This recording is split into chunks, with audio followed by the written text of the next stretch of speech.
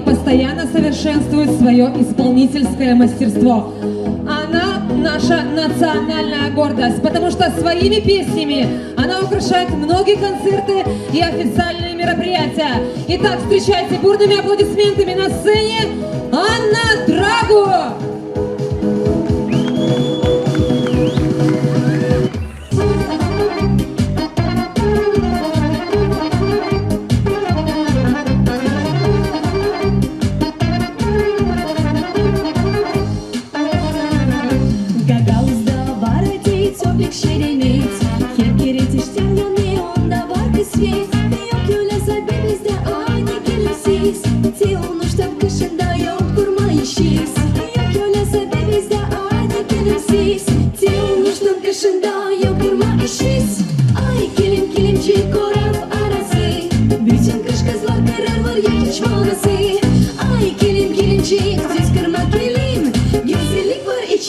İçimde elin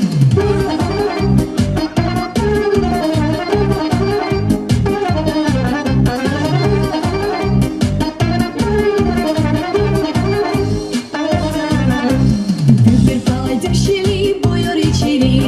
Burada var gözlük zamandan beri. Tornala karşı dururlar duvarda plata. Sepetler güzel açarlar düşürür bata. Tornala karşı dururlar duvarda plata. Sepetler güzel açarlar düşürür bata. Ay kilim kilimci korap arası. Bütün kış kızlar karar var yaş molası. Ay kilim kilimci düz kırmak elim. Güzellik var içeride, içimde elin.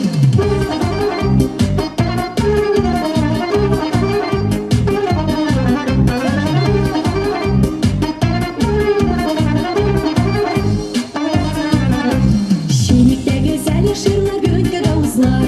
Çocuklar burada işi şeremet kızlar.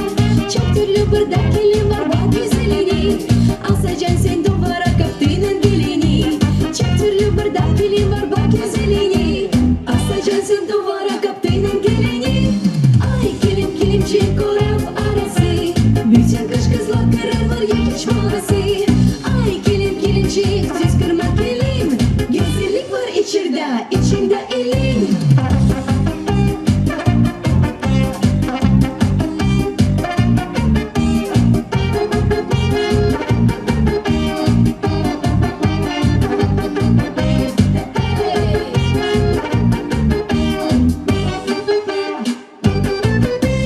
Ay kilim kilimci korap arası.